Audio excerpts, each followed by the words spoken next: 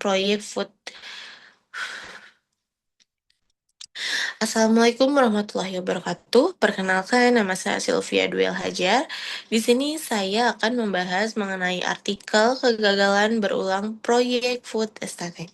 Dan di sini ada beberapa hal yang akan saya bahas. Yang pertama yang akan saya bahas yaitu adalah eh, pendapat mengenai proyek food estate. Saya sangat tidak setuju dengan cara eksekusi proyek food estate di Kalimantan Tengah ini, khususnya terkait perubahan lahan singkong atau sawah yang mangkrak menjadi perkebunan kelapa sawit. Berdasarkan fakta lapangan yang diungkap investigasi BBC Indonesia dan panutan NGO seperti WALHI, proyek di Gunung Mas ini teridentifikasi bukan murni untuk kedaulatan pangan, melainkan pintu masuk eksploitasi hutan lindung.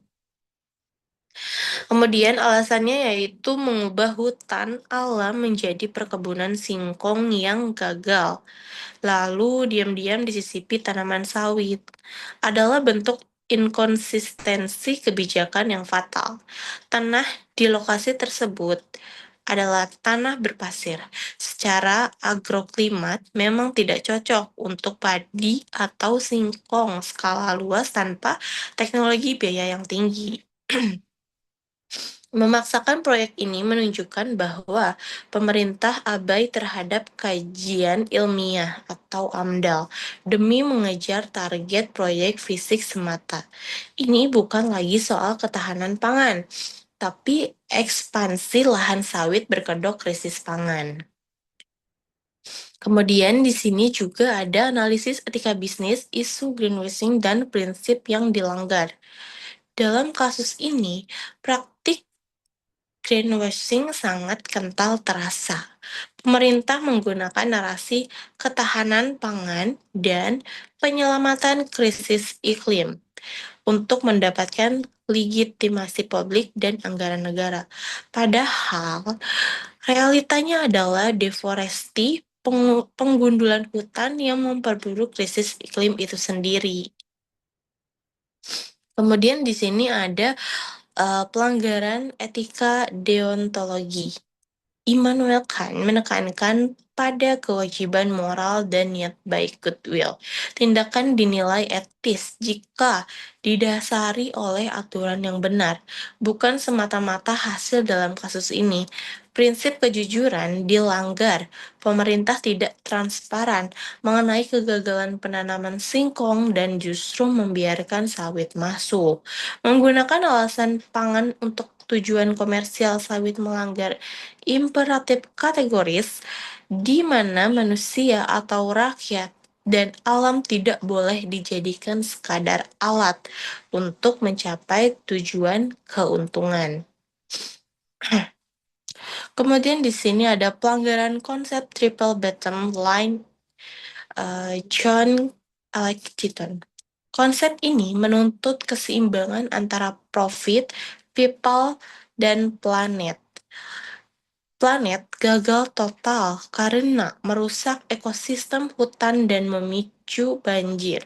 Fakta lapangan di Kalimantan Tengah. Kemudian yang kedua, people. Masyarakat lokal kehilangan akses terhadap hutan, adat, dan sumber air bersih. Sementara hasil pangan yang dijanjikan tidak ada. Kemudian di sini juga ada profit.